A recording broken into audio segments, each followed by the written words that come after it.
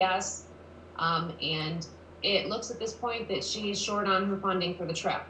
But she got the plane tickets, and they're going tomorrow regardless. If anyone wants to help search, please get in contact with Gail. You can reach Gail by emailing her, and that would be psychic@bex.net. And thank you to everyone who is supportive and has been helping and following Adji's case, Haleigh's case, and is behind this whole thing with, Gail going down there to search. And my thoughts, prayers, well wishes, everything go with Gail and Tamara tomorrow when they leave for Florida. So thank you to all of the viewers, listeners, for all that you've done. Go ahead, Brian, I'm done. Well, thank you. You can keep going. I was going to take a nap. Just kidding. Anyways, they're going to be down there from the 15th till the 23rd, correct, Deborah? Yes, those are the dates. Now, she said she's going down there. Now, I don't think that she has a car. Did she mention that they don't have a car, a rental car yet? She has a rental car, but she's got a little problem with gassing up the car at this point. Okay, because I was going to tell her, I have a car. She can borrow my car, and it comes with dogs. So, I mean, I know that she needs some search dogs. So, I've got a vehicle. She needs to borrow it. I'm not sure about how we can get it down there. But I do have a vehicle and 3 dogs. There's a picture of it over here. Do you see it? And since, they're into the paranormal stuff, I figured... yeah, I did see that now. I figured that's the vehicle that I have for Gail. Those are my search dogs. And she's in the paranormal stuff, so I found another vehicle she might want to use while she's down there. Do you guys remember that? You know what that is? I know there's probably a delay. You can't see it yet. I can't see it yet. Okay. You like that? That's the Ghostbusters vehicle. I was trying to make some fun. Anyways. What about Chitty Chitty Bang? Yeah, the flying car. Yep. I still like this one the best. Just kidding, that is not really my vehicle. I just found that on the internet. I was trying to make some humor or something like that. It's a serious situation. But anyways, she'll be going down there tomorrow. Brian's sick, so he's punchy tonight. Look out, guys. Okay, let's move on real quick. This was not going to take too long tonight. We have 3 cases, case number 550, 551, and 552. Fortunately, none of these people have been located yet. The first case is 550, which is Margaret McEnroe. And let me get her picture up there. Okay, and let me open the case file. Okay, the request for Margaret, case request was what actually was requested to be open February 5th of 2007 by Nancy. I got the case open once again 8 months later. It was opened November 27th of 2007. Deborah, what information do we have for Margaret? If I remember correctly, I believe that's a family member who requested that case. I think it's Margaret's sister, in fact. Yes, I believe you're right. Yes. I do know that her parents are extremely active in searching for her and getting the awareness out there. This is for Margaret Haddican, Haddican-McEnroe. And that would be capital M, small c, capital E-N-R-O-E. She has been missing since October 10th of 2006 from Warren Township, New Jersey. Her date of birth is August 25th, 1977. She was 29 years old when she was missing. She would be 31 years old right now. Is that right? Yes, it is. 5 feet 2 inches tall, 110 pounds, Caucasian female, brown hair, brown eyes. She may use the name Sherwood Haleigh, Haley is the last name. This is her birth name, and she does have identification with that name on it. Margaret does have several tattoos on her back. She has a tattoo of a tribal design on her arm, and there's a fire helmet tattooed on her left thigh. And she was last seen wearing a gray sweatshirt with the word Army in black lettering on the front, white checkered or plaid pajama pants, white socks, white Nike sneakers, a black military type jacket with the letters BDU written on it, a silver neck chain with her military dog tags on them, and a white gold wedding ring with 3 diamonds on it on her left ring finger. At the time that Margaret went missing, she was suffering from postpartum depression and needed medication. She has threatened suicide in the past. There's no evidence at this point that this has happened in, connected with her disappearance. She also has bad knees and suffers from frequent migraines. She was last seen at about 1:30 p.m. in the afternoon on October 10, 2006 at her home, which is in the area of Witchwood Way and Round Top Road in Warren Township, New Jersey. Her husband left the home to go on an errand, and when he came back a couple hours later, Margaret was gone and their newborn was home alone. And from then on, Margaret was never heard from again. They state that she may have been carrying additional clothing with her and carrying the identification that reads Sherwood Haleigh in a black duffel bag at the time that she went missing. Her husband stated that $11,000 in cash disappeared from their home at the same time that she did, and that she may have taken that money with her. They did determine that she had 1 credit card on her when she went missing, but there was no activity on that. There was no activity on her bank account either.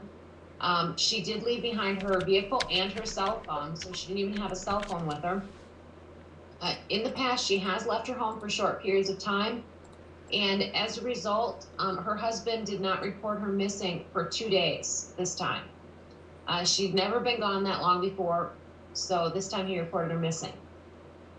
One of Margaret's Army t-shirts was found about a mile from her home on Thanksgiving Day in 2006, and that's about 6 weeks after she went missing.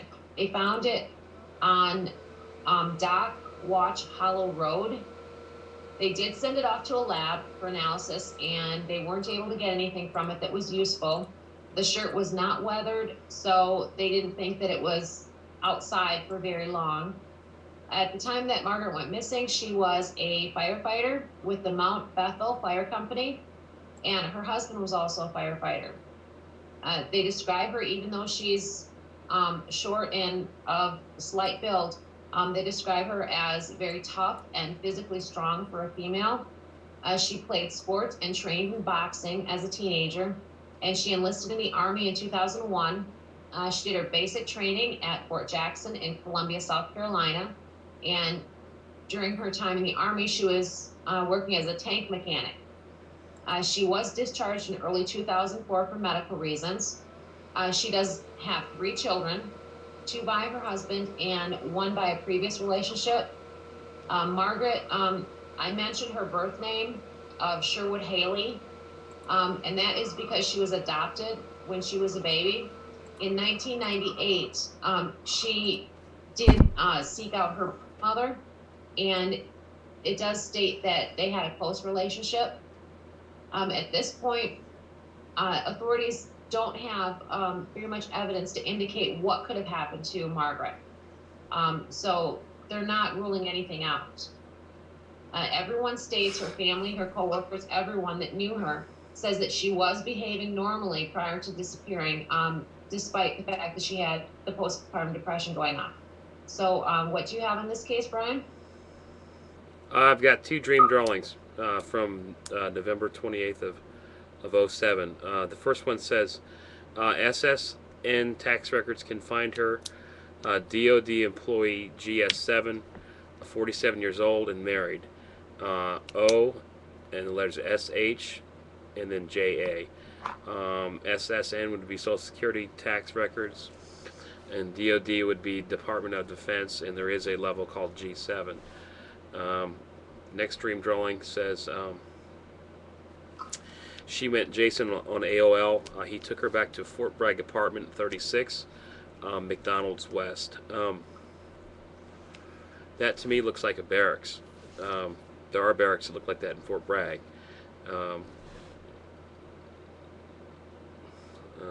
It's showing the third floor. That could be room 36. Comments say, I believe she met a man on America Online. He took her to a Fort Bragg apartment building where they live today, so it's not a barracks. And it says I was stationed at Fort Bragg, and this may have affected my lucid dream. Yeah, this may be because I was stationed at Fort Bragg, and I at least I've been to the barracks and stuff. So maybe this dream might not be totally for this case. For Margaret, it might be something from my own mind and history. I don't know. I think we should redo this one. But looking at this, and I don't think that I think that Margaret's alive. So far, I mean, from what I have. So this would definitely be a redo, just like most of the other cases are. 47-year-old man and married. I mean, it could be possible to find this guy. He looks. There's a drawing of him up there. And it says something to do with tax records can find her. I'm not exactly sure how I'm putting that together, what that means, other than something to do with the IRS or something like that, or I don't know. Maybe this guy claimed her. They claimed her as a dependent. What about this? Run her social security number through some type of database or whatever it is they do. See if anybody's claimed her as far as a dependent or something like that, or a wife or a spouse, or anything. I would just run that social security number. That might help. What do you think? I think that's a great idea. Running the social security number, looking for those things, and if by chance she were employed at all, since she went missing. Right. What I'm saying is maybe somebody. Yeah, I mean, not just running it because maybe it's identity theft. Actually investigating. If you run a social security number, if anything shows up wherever, and I'm sure that police already do this, but check again, and then don't assume there might be identity theft. Just look into it, possibly. That's what it says. It says tax records. Can't find her, so that's what I'm guessing. I guess I've never really thought about, what you mentioned about if someone were to be claiming her as a dependent, or as a spouse, or Social Security for employment purposes. I think of it, for dependent. Yeah. So that might help. At least I hope it does. Anything else for Margaret? No, just that there's a redo. But you mentioned that you lived in the barracks at Fort Bragg. Yep. This could possibly be influenced because you were stationed there and such. But you did also state that she was in an apartment. With it says man. Apartment. You would definitely. It was a barracks. No, you would definitely know. As far as I know, it's more than likely it's probably off post, which would be Fayetteville. I'm just guessing. Well, if it was barracks, listed barracks, you wouldn't have said an apartment. Right. Definitely. Yeah, the apartment would definitely be nothing that I'd ever stayed in. I know the quality of life's getting a lot better for soldiers, but it would still be called barracks, I would think, not apartment. So I don't know. I think that Social Security number thing is if anybody's listening that's working on this case, run that Social Security number again. Just because it's been run before doesn't mean that there hasn't been activity on it since that point. Yeah, say run it again, and don't just assume, well, somebody's trying to steal our identity. Actually investigate it, whatever's happened. The identity theft is a real big thing, and a lot of people do use, unfortunately, missing persons' Social Security numbers and stuff like that, and deceased people and a lot of other things. So, excuse me. So definitely, if you're able to do anything, look into that. All right, so moving on to case 551. This is Jeremy Alex. The case was requested to be opened by somebody named Jeremy on February 5th, 2007. And dream drawings were done on the 28th of November of 2007. Deborah, what information do you have for Jeremy? Jeremy Ted This Alex. is Go ahead. right, Jeremy Ted Alex. His middle name is Ted. Jeremy has been missing since April 24th of 2004 from Northport, Maine. His date of birth is April 8th of 1976. He would be 33 years old right now. He was 28 when he went missing. 5 feet 5 inches tall to 5 feet 7 inches tall, 150 to 155 pounds. Caucasian male, brown hair, brown eyes. At the time that he went missing, he smoked hand-rolled cigarettes. And the clothing that he was last seen wearing, an olive green flannel Timberland sweatshirt, blue jeans, or brown corduroy pants and sneakers. It states here that he was apparently disoriented at the time that he disappeared, and he may have been under the influence of drugs. He did have some problems with being addicted to substances for most of his adult life. Now, on the day that Jeremy went missing, he visited his friend in the morning. He was moving things to their new home on Harbor Road in Northport, Maine. At 5:20 p.m., one of Alex's former school teachers saw him running out of the woods near her home. And this teacher lives in the area of Pound Hill Road near Bluff Road, which is behind Jeff's Marine, for people that are in that area, or if people, use mapping software to try to, look at, the places that he was last seen. This location is about 1.5 miles from the new home that he was moving into. The teacher says that Alex was acting paranoid and erratic, and he seemed to be hallucinating. He told the teacher that bad guys were trying to hurt him. Her husband tried to get Jeremy to stay there while she called the police, but he ran away before the authorities could get there to help. Shortly after, someone driving by saw him crossing Route 1, and that was the last that he was seen at that point. They did find his van the next day in a small parking area off of Pound Road on property that belonged to the Waldo County Humane Society. His keys and cell phone were inside of the vehicle, but there was no sign of him. They did search the surrounding areas and did not find anything of value, anything of Jeremy's or anything indicating that he had been there or, was there in any way or form. In September of 2004, a contractor in Jackson, Maine, and that's about 45 minutes from Northport, saw a man that looked like Jeremy. And the contractor was working on at the time. He was working on, I don't know if he was building or doing repairs, but he saw someone that looked like Jeremy, and he had a sweater tied around his waist, and he was walking out of the woods. He was acting strange, and he wasn't speaking, and he didn't seem to understand when the contractor spoke to him either. He offered him food, and this man that looked like Jeremy refused the food. There is someone that lives nearby to there that also saw an unidentified man that they believe was Jeremy also. The second witness says that the man came into his garage, but he wouldn't answer any questions. And so the second witness ended up asking him to leave, and the unidentified person listened then and did leave. They do think that both of these sightings were Jeremy. They can't confirm it, but they think that they're very credible. They do believe it was him. Jeremy's parents say that he never left home without warning before. He never, went missing, so to speak, for any period of time. And his family believes that he met with foul play. They say that he does have the skills to survive in the woods if he needs to. He was left carrying a red backpack also.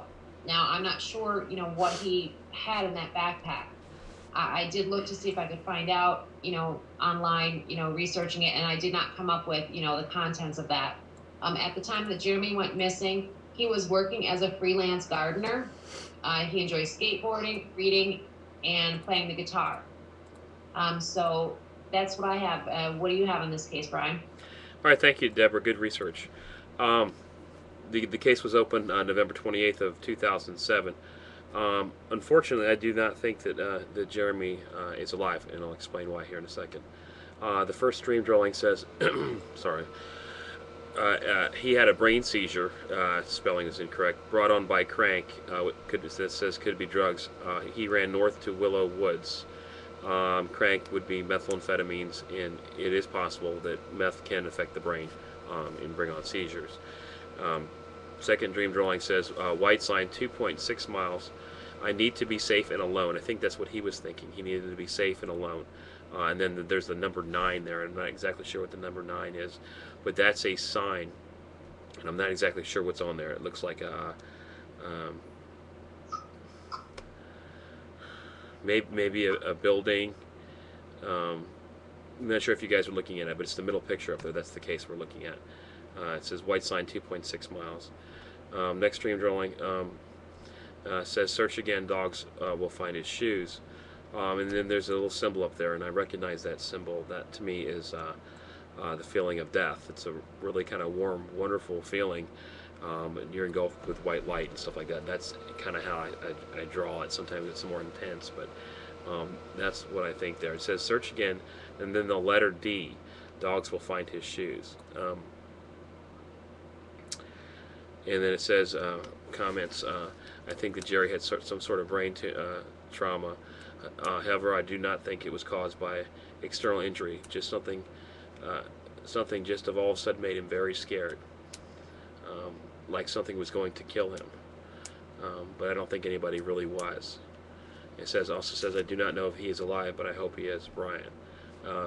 This was a few years ago. I've now learned a lot from my dreams, and I do know that the death feeling, and I'm pretty sure that's what that symbol is. And I hope it's not. But that's what I think it is. There could be enough information here to get a location. I mean, it says Willow Woods, 2.6 miles.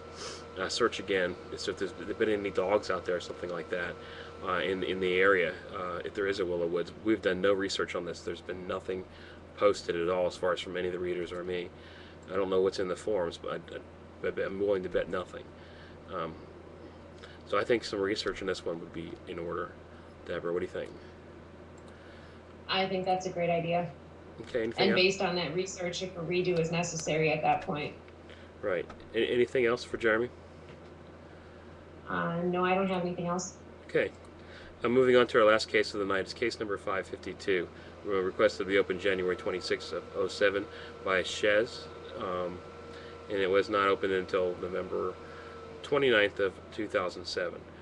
This is for Sarah Spiers, or Spiers. I think it's either Spiers or Spiers. I went with Spiers. Deborah, what information do we have for Sarah? Sarah Spiers has been missing since January 27th of 1996 from Perth in Western Australia. Her date of birth is December 9th, 1977. She was 18 years old at the time that she went missing. She would be 31 years old right now. As far as her height and weight, she's described as being of medium build. She's a white female with blonde hair and green eyes.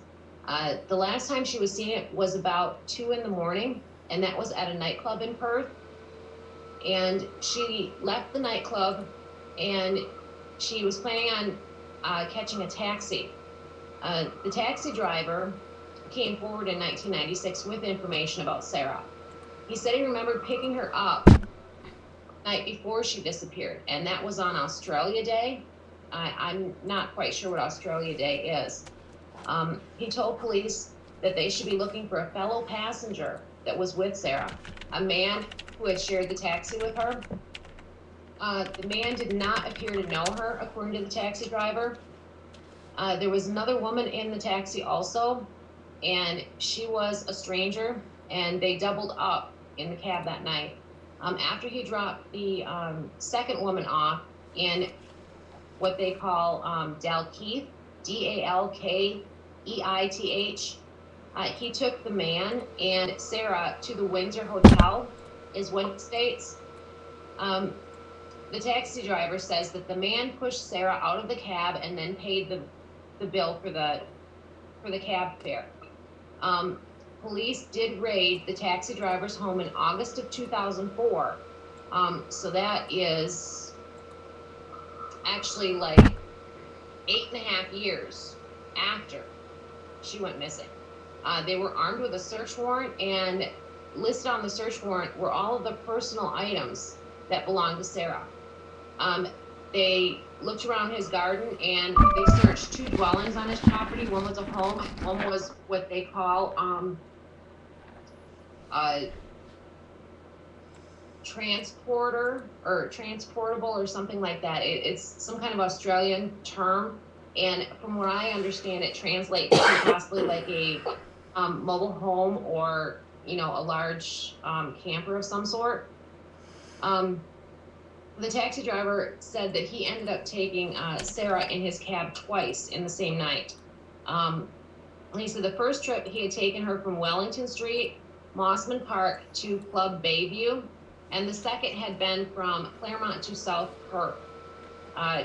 He said that there had been a mix-up earlier in the night, the call from the same passenger, and he said her name had come onto his computer screen in his cab, and he asked her if she was Spier, and she corrected him and said Spiers for her name. He did remember that she lived in Mill Point Road in South Perth also. Sarah is actually the first of 3 young women who went missing in the suburb of Claremont. And based on 3 women, young women going missing in a time frame back in the 90s, they formed what they call Task Force Macro. And that right now has been Australia's longest running and most expensive murder investigation.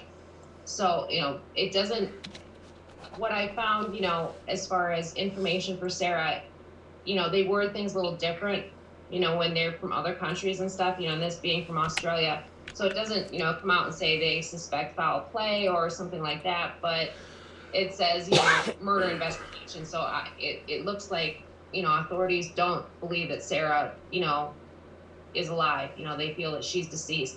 They did find the other 2 young women who had gone missing after Sarah, but they haven't found Sarah.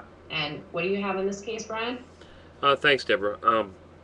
First of all, Australia Day, I just looked that up. Just want to say it's also called an Anniversary Day or Foundation Day.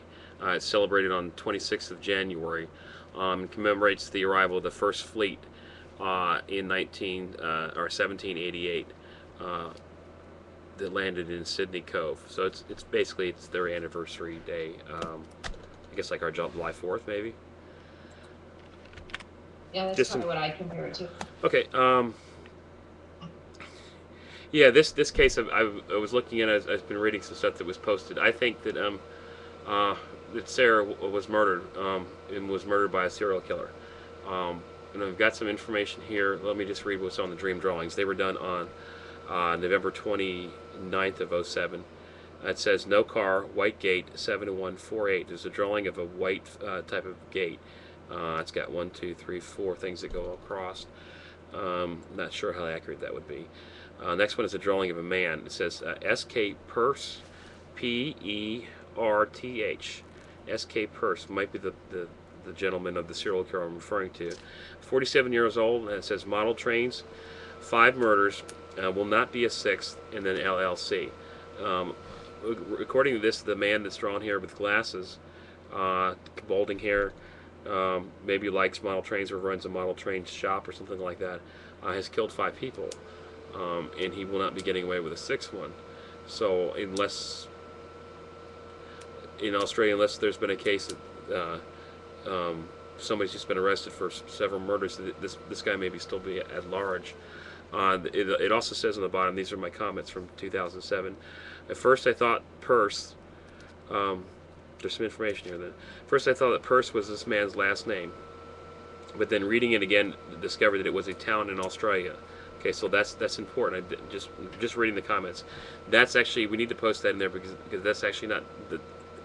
If I found something back then, I didn't normally post it into the case file.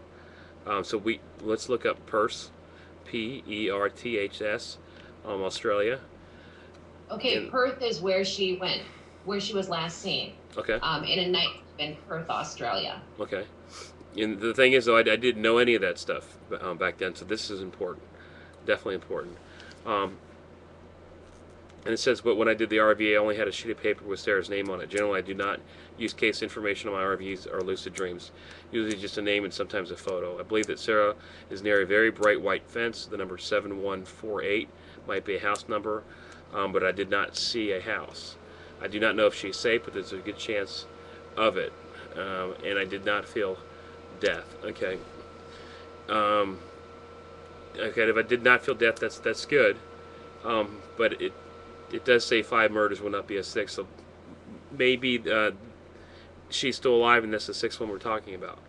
But it says Perths. That's really important. That's where she went missing. We definitely need to do this one, Deborah. If not tonight, but tomorrow. We get a link to Perths, Australia. Okay. Okay. Because this is important. That's not a coincidence. Definitely. I think that it says there will not be a 6th, so hopefully he'll get caught. But I do think that this is definitely related to this case. These dream drawings are probably accurate. Okay. So we'll get that. I'm going to look up some more here on Perths on Google Earth, and I'll put some maps up here. If anybody, I know we do have viewers from Australia. If you're able to help us out, please let us know. We'd love to help on this, and I'll definitely do more work on this. Maybe it's possible that he was already been captured. But if it said SK Perths, and I did look it up, then I don't know what his name is. So maybe there's a model train store there or something. I don't know. But I definitely think this is one we should work on. Anything else? Okay. I don't have anything else. Okay. Real quick, I know we made a last broadcast or something. I'll just put the two shows together. There's the box. If you guys know what I'm talking about, go back to the earlier shows or something. There's a box here. If you want to try to have a dream or whatever, what's in the box, just send an email to test1@missingpersonforum.com. That's the number 1.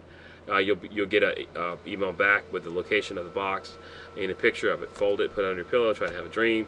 Actually, don't try to have a dream. Just try to record your dreams. You should do that anyways. If you think you know what's in the box, please send us an email at what'sinthebox@missingpersonforum. Whoever guesses what's in the box, or it's not, I keep saying guessing. Whoever's correct on what's in the box, gets what's in the box. I'll send it to you free of charge, no shipping or anything like that. Okay, but there's something definitely in the box. Okay. Anything else besides Adji? I don't think so. Just a little dude. Okay. All right, this is Adji Desir. He went missing January 10th from Immokalee, Florida. Currently 6 years old. No sign of, there's no information, Deborah. We don't have anything. No news, no information or anything about where he might be. Is that still the same? It's still the same, unfortunately. There's not enough attention for his case. I mean, there's not enough attention for a lot of cases out there. But Adji's a special case because he really can't help himself, because he can't speak. He speaks less than 5 words, and he functions at 1.5 to 2 years of age. So, he could be out in public, and he can't say, "I'm missing, help me." He can't say anything. Right. So, you mentioned before that could, be advantageous. If someone has kidnapped him, it's a whole lot easier for them. And I just, in his family, they speak Haitian Creole. So his family does not, I'm sure understand how to get the word out that Adji's missing. Mm-hmm. So anyone that can share his photo, let people know that he's missing. We really appreciate it. If you want to email the media, there's links on Adji's website to the direct contact pages. And if you don't have a lot of time to do that, if you send even one email, if you could email Oprah, there's a section on there for Oprah herself, separate, because Oprah might be a person that would be, possibly the best one to get the word out on him and get some awareness out there for Adji and for others that are missing. So go ahead, Brian. No, I was just going to say, I totally agree. Well said. Yeah, anything, just getting his picture out there is probably the most important thing. As we said before, Gail St. John will be going down to Florida tomorrow in Moakley. She'll be looking for approximately 3 days, and then she'll be going to look for Haleigh Cummings. So we'll keep you guys updated on that. And if you want to, go to our website, which is psychicgail.com. Thank you guys for joining us tonight. Thank you, Deborah. And we'll see you tomorrow at 8 o'clock Eastern Standard Time, minus 5 GMT, with 3 more cases. And we will be doing an update on the search for Adji and a search for Haleigh. I have a graphic right here too with we'll leave that up for a second. That has the website on it. So Psychic Gail St. John, and if you want, you can go to her website, which is psychicgail.com. Make sure you sign up for the Twitters so you can get updates. And that's it. Good night, and I'll see you guys tomorrow.